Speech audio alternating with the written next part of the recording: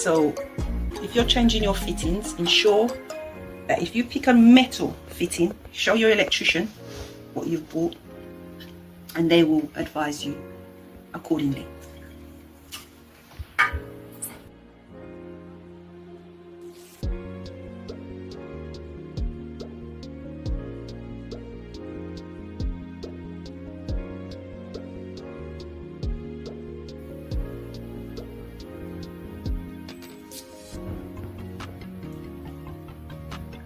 When it comes to the light, one of the tips is to find out the length that you want for the light